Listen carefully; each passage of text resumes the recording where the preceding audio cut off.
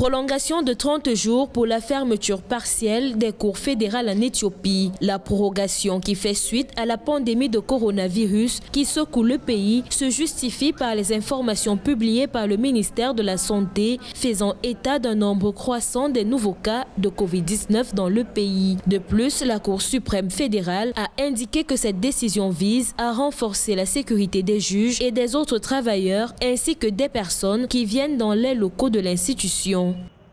L'impact de la prolongation de la fermeture des cours fédérales en Éthiopie, c'est d'abord stopper la propagation du virus. Quand on sait que les cours fédérales sont pratiqués par un nombre de gens, il faut aussi comprendre que l'Éthiopie aujourd'hui est un des pays les plus affectés de la sous-région d'une façon générale.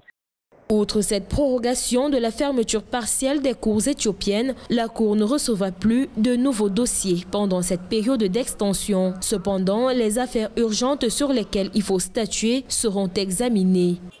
Du moment où les cours fédérales ne peuvent plus recevoir de nouveaux dossiers, ça peut impacter bien évidemment le traitement des questions judiciaires. La conséquence, c'est qu'à la reprise, les cours fédérales auront beaucoup de dossiers à expédier, ce qui pourrait demander un peu plus d'énergie et de temps pour pouvoir expédier ces dossiers qui seront entassés sur les bureaux des juges fédéraux.